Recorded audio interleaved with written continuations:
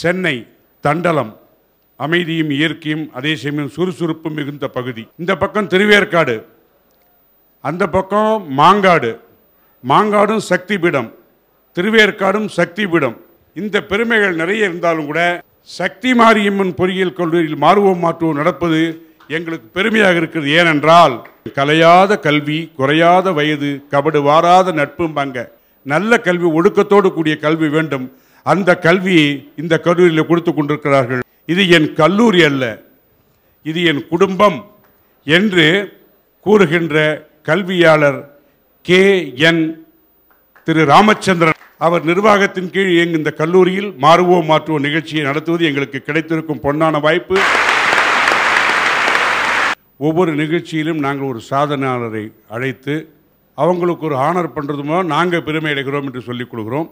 இன்றைய இளைஞர்கள் வித்தியாசமாக பல விஷயங்களை சாதிக்கிறார்கள். தமிழ்நாட்டிலே பிறந்து இந்தோனேஷியாவிலே வளர்ந்து சிங்கப்பூரில் மல்டிமீடியா ஃபிலிம் மேக்கிங் படித்து ஹாலிவுட்டில் மேற்படிப்பை பயிற்சி பெற்று தமிழில் ஒரு திரைப்படத்தை எழுதி இயக்கி ஒரு தமிழ் படத்திற்கு ஆஸ்கார் அவார்டு வாங்கியே தீருவேன் என்று சொல்லிக் கொண்டிருக்கூடிய இளம் புயல் இங்கே வருகிறது. மதுமிதா அவர்களை அழைக்கிறேன் மேடைக்கு.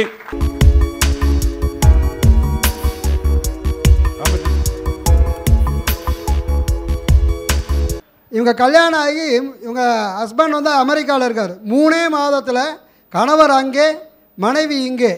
ஒரு படம் எடுத்துகிட்டு தான் நான் திரும்பி அமெரிக்காவுக்கு போவேன் என்கிற தாகத்தோடு ஒரு 7 மாதங்கள் இங்கே இருந்து இந்த படத்தை வெற்றிகரமாக இயக்கியிருக்கிறார்கள்.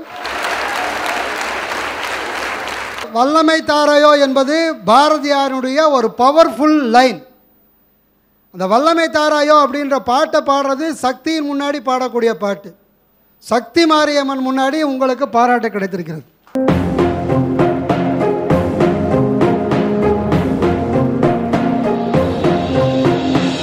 எடுத்த காரியம் யாவினும் வெற்றி, எங்கு நோக்கினும் வெற்றி மற்றாங்கே. விடுத்த வாய்மொழிக்கெங்கனும் வெற்றி, வேண்டினேன் என கருளினல் காளி. துறையில் மதுமிதாவால் மட்டும் இல்லை, இங்கே இருக்கிற ஒரு இளைஞராலையும் சினிமா இண்டஸ்ட்ரிக்குள்ளே வர முடியும். ஒரு இயக்குனராக, ஒரு கேமராமேனா, கேமரா உமனா, அதுவும் பெண்களால் கண்டிப்பாக வர முடியும். இன்றைய தலைப்பு என்னன்னா, உலக அரங்கில் இந்தியா தலை நிமிர்ந்து நிற்பதற்கு காரணம் எது, ஏன்? கட்டுக்கோப்பான குடும்ப அமைப்பா, வேற்றுமையில் ஒற்றுமை என்ற தேச பிணைப்பா, எந்த சூழ்நிலையிலும் முன்னேற துடிக்கும் இளைய சமுதாயத்தின் முனைப்பா, எல்லா துறைகளிலும் எல்லா இடங்களிலும் கொட்டி கிடக்கும் வாய்ப்புகளா? இந்த 4 இருக்கு. இதை எது இருந்தால் இந்தியா தலை சிறந்த நாடாக மாறும் என்ற உங்கள் கருத்துக்களை நீங்கள் கூறலாம். जनगण मन अधिनायक जय हे भारत भाग्य विदाता पंजाब सिंध गुजरात मराठा द्राविड उत्कल बंगा. ஹலோ ஹலோ சார், வாங்க சார். எங்கே சார் போகிறீங்க? இன்னும் நான் ஆரம்பிக்கவே இல்லையே. நாட்டு கலாச்சாரம் என்னன்னா, ஜனகணமன பாடியாச்சுன்னா நிகழ்ச்சி முடிஞ்சது அனுப்பிச்சோம். சார் நான் என்ன சொல்ல வரேன், நீ ஒன்றும் சொல்ல வேணாம், எனக்கு ஒன்று புரிஞ்சிடுச்சு. இந்தியாவை இன்டர்நேஷ்னல் ஸ்டாண்டர்டுக்கு உயர்த்துற. ஏன்னா இன்டர்நேஷ்னல்னால் எப்படின்னு சொன்னால், அவங்களுடைய நேஷ்னல் அந்தத்தை பாடிட்டு தான் ப்ரோக்ராமை தொடக்குவாங்க. இந்தியாவில் பார்லிமெண்ட்டை தவிர மீதி எல்லா இடத்துலையும் நம்முடைய தேசிய கீதத்தை பாடி நிகழ்ச்சியை முடிச்சு வைப்பாங்க. நான் என்ன நினைக்கிறேன், நம்முடைய நாட்டை இன்டர்நேஷனல் லெவலுக்கு உயர்த்தணுன்றதுக்காக தேசிய கீதம் படி தோழிக்க வச்சிருக்கேன். டிஃப்ரெண்டா இருக்கட்டும்னு சொல்லி தான் சார் ஃபர்ஸ்ட் ஸ்டார்ட் பண்ணேன். அப்படியே பரவாயில்ல. ஆனா நீ பாட ஆரம்பிச்சோன்னு எல்லாரும் எந்திருந்தாங்க பாரு. சார் உட்கார்ந்துட்டு இருக்கிற எத்தனை பேர்ல எவ்வளவோ ஹிந்துஸ் இருப்பாங்க, எவ்வளவோ முஸ்லிம்ஸ் இருப்பாங்க, எவ்வளவோ கிறிஸ்துவர்கள் இருப்பாங்க. ஆனா நான் அந்த தேசிய கீதம் பாடினதுமே எல்லாரும் எழுந்து நின்னாங்க பாத்தீங்களா? அங்க இருக்கு சார் நம்ம ஒற்றுமை. சார் இங்கே இப்போ ஜனகணமன பாடினாங்க, எல்லாருமே எழுந்துச்சுனாங்க. 2 ஜாதியில் சண்டை போட்டு இருப்பாங்க, பயங்கரமாக கலவரம் நடக்கும். அப்போ கொண்டு பாட சொல்லுங்க சார் ஜனகணமன. எந்த ஊர் நீ? திருநெல்வேலி. அதான் சார் நம்ம ஊர். அவ பேசுதாடல, அந்த பேச்சிலே தெரியுதுல்ல. தெரியுது. ஜப்பானில் இது மாதிரி தான் ஒரு கம்பெனியில் ஒரு பெரிய வாக்குவாதம் நடந்துட்டு இருந்தது. ரொம்ப டு த பிச் போயிடுச்சு சண்டை. இதை எப்படி நிறுத்துறதுன்னு மீடியேட்டர்ஸுக்கும் புரியவே இல்லை. என்ன பண்ணால் புத்திசாலித்தனமாக அந்த நாட்டினுடைய தேசிய கீதத்தை போட்டான், அப்படியே நின்று போச்சான் சண்டை. இப்போ இங்கே இருக்கிற எல்லாருமே வீட்டில் இருப்போம். கண்டிப்பாக வீட்டில் இருக்கும்போது குடும்பத்தோடு இருக்கும்போது ஜனகணமன டிவியில் போடுறோம். யார் எஞ்சி நிற்பா சொல்லுங்கள்? யாராவது எஞ்சி நிற்பீங்களா? மார்ட்டின் லூதர் கிங்னு ஒருத்தர் இருக்கார். அவர் என்ன சொல்லியிருந்தார் பார்த்தீங்கன்னா, if you get an opportunity to fly, at least attempt to run. If you get an opportunity to run, at least attempt to walk. If you get an opportunity to walk, at least attempt to crawl, but don't ever lose your opportunity. அப்படின்னா என்னன்னா, உங்களுக்கு ஒரு வாய்ப்பு கொடுத்து பறப்பான்றாங்கன்னு வச்சுக்கோங்க, ஓடவாது முயற்சி பண்ணுங்க. வாய்ப்பு கொடுத்து ஓடுப்பான்றாங்கன்னு வச்சுக்கோங்க, நடக்கவாது முயற்சி பண்ணுங்க. வாய்ப்பு கொடுத்து நடப்பான்றாங்கன்னு வச்சுக்கோங்க, தவழவாது முயற்சி பண்ணுங்க. ஆனா என்னைக்குமே உங்க வாய்ப்பை தவற விட்டுறாதீங்கன்னு சொல்றாருங்க அவரு. நம்ம பாரதியார் இருந்தாருங்க, எல்லாருக்கும் தெரியும். அவருக்கு ஒரு கனவு இருந்தது. என்ன கனவுனா, பட்டங்கள் ஆள்வதும் சட்டங்கள் செய்வதும் பாரினில் பெண்கள் நடத்தி வந்தோம்னாரு. இன்னைக்கு அது நினைவாயிருக்குன்னா என்னங்க காரணம்? அன்னைக்கு இருந்த பொண்ணுங்க கிட்ட திறமை இல்லைன்னு அர்த்தமா? அன்னைக்கு அவங்களுக்கு முயற்சி பண்ண ஒரு வாய்ப்பு கொடுக்கவில்லை. இன்னைக்கு அங்க வாய்ப்பு கொடுத்துருக்கோம். அதுக்கு இந்த ஸ்டேஜே ஒரு எத்தாச்சு. இங்க எத்தனை ஜென்ஸ் இருக்காங்க, எத்தனை லேடிஸ் இருக்காங்க பாருங்க. வாய்ப்புன்றது ஒரு ஓர் இருக்குல்ல, அதுதாங்க முயற்சி. அதை செயல்படுத்தி இந்த உலகத்துக்கு மெட்டலா கொடுக்கறதாங்க வாய்ப்பு. உன்னை அறிந்தால் நீ உன்னை அறிந்தால் உலகத்தில் போராடலாம். எந்த இடத்துக்கு போனாலும் அங்க ஒரு இந்திய இளைஞன் இருப்பான். ஏன் கேட்டீங்கன்னா, அடுத்த நாட்டை காட்டிலும் நம்ம நாட்டில் இருக்க இளைஞர்கள் எல்லா வகையிலையும் எந்த சூழ்நிலையிலும் இருக்கிற முயற்சியை விடாம எந்த காலத்திலும் நாங்க நிற்போம், எங்க இந்தியாவை தள்ளுமிருந்து நிக்க வைப்போங்கிற காரணத்துக்காகத்தான் நிற்கான். East or west, Indian is the best. East or west, India is the best அப்படின்னாங்க. நீங்கள் எந்த பழமொழி புத்தகத்தை வேணாலும் எடுத்து பாருங்க, east or west, home is the பெஸ்ட்னு தான் சொல்லியிருக்காங்க. முதல்ல அந்த ஹோம், அந்த குடும்பம் தான் ஒரு மனுஷனை வளர்த்து விடுது. ஒரு உதாரணத்துக்கு நம்ம சேர்மனையாவே எடுத்துக்கலாம். அவர் பார்த்தீங்கன்னா, நம்ம நிற்கிற இந்த இடத்தோட பேர் நாராயணசுவாமி நகர். அது அவர் தந்தையோட பேர். இந்த ட்ரஸ்ட்டை நடத்துகிறாரியா காலேஜ், அது பேர் கண்ணம்மாள் எடியூகேஷனல் ட்ரஸ்ட்டு. அவர் தாயாருடைய பேர். அவர் எங்கே வந்தாலும் தன் மனைவி இல்லாமல் வரமாட்டாரியா எந்த விழாவுக்கு வந்தாலும். முதல் நாள் நாங்கள்லாம் கல்லூரிக்கு வந்தப்போ எங்கள் பெற்றோர்கிட்ட அவர் சொன்னது என்னென்னா, உங்கள் பிள்ளைங்களை இங்கே விட்டுட்டீங்க, இனிமேல் நாங்கள் தான் அவங்களுக்கெல்லாம் பெற்றோர் அப்படின்னு சொல்லிட்டு எங்களை பார்த்து சொன்னார், நம்ம எல்லாம் ஒரு குடும்பமாக இருந்து இந்த காலேஜை முன்னேற்றுவோம்னு சொன்னாரியா.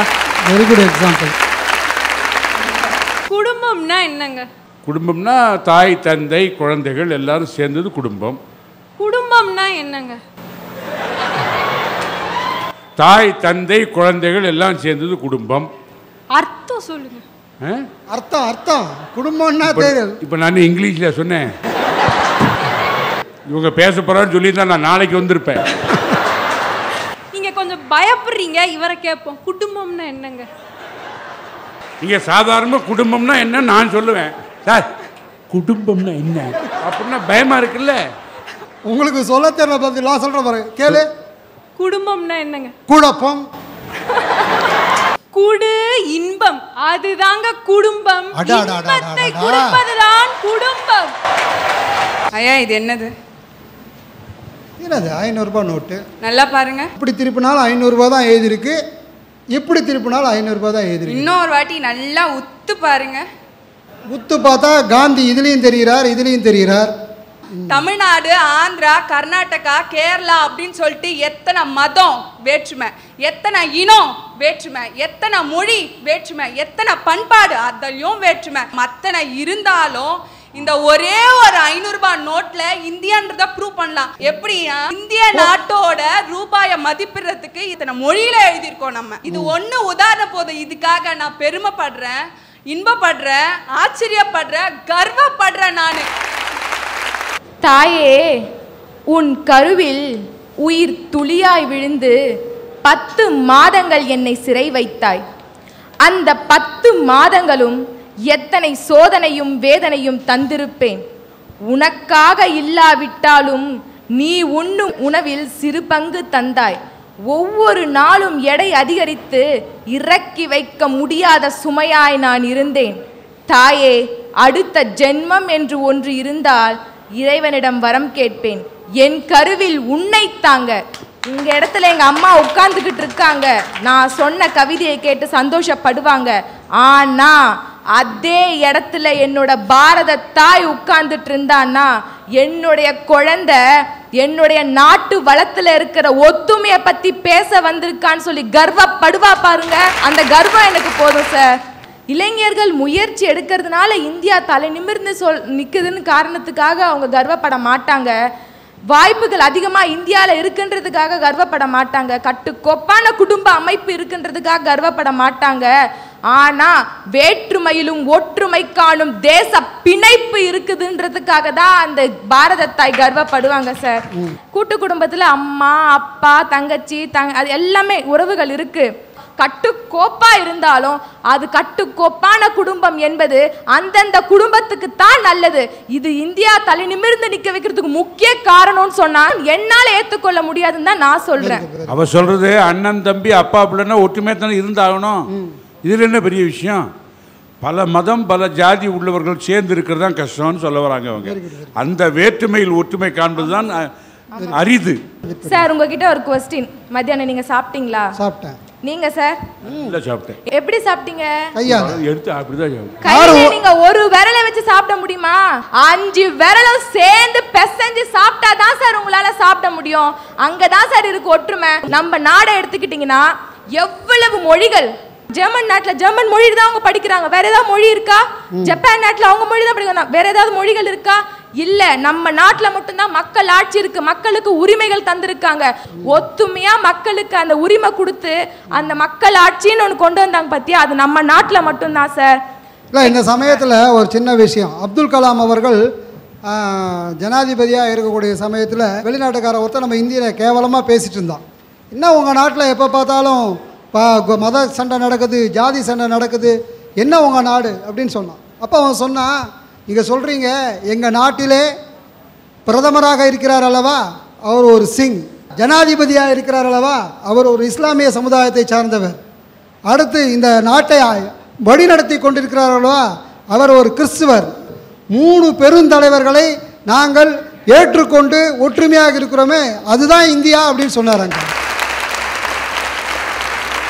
பாரதியார் எவ்வளவு அழகா சொல்லியிருக்காரு அந்த காலத்துல. ஏழை என்றும் அடிமை என்றும் எவனும் இல்லை, ஜாதியில் இழிவு கொண்ட மனிதர் என்பர் இந்தியாவில் இல்லையே. எவ்வளவு அருமையா சொல்லியிருக்காரு சார். எக்ஸாம்பிளுக்கு என் கிளாஸ் எடுத்துக்கோங்க.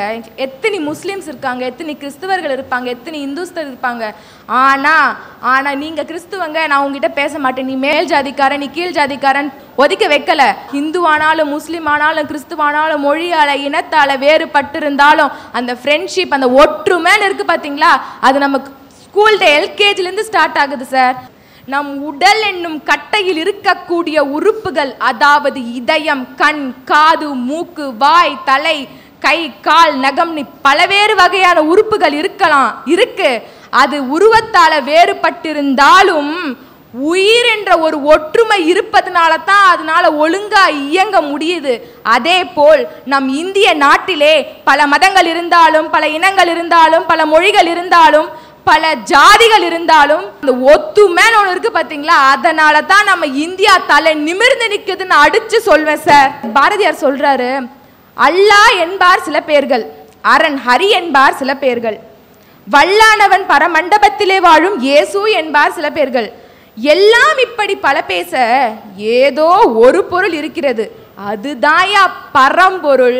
நம்ம இந்திய வரைபடத்துல இந்தியாவை எடுத்துக்கிட்டோம்னா மேல டாப்ல இருந்து பாட்டம் வரைக்கும் மலைகளாலும் காடுகளாலும் மாறுகளாலும் பிரிக்கப்பட்டிருந்தாலும், மனிதர்கள் இனங்களாலும் மதங்களாலும் மொழிகளாலும் பிரிக்கப்பட்டிருந்தாலும் அங்க ஒத்துமைன்னு ஒன்று இருக்கு பாத்தீங்களா, அதனால தான் சார் இந்தியா தலை நிமிர்ந்து நிக்குதுன்னு நான் சொல்லுவேன். கங்கை நதிப்புறத்து கோதுமை பண்டம் காவிரி வெற்றிலைக்கு மாறு கொள்வோம். கங்கால விளையக்கூடியது கோதுமை பண்டம், நம்ம நாட்டில் விளையக்கூடியது வெத்தலை.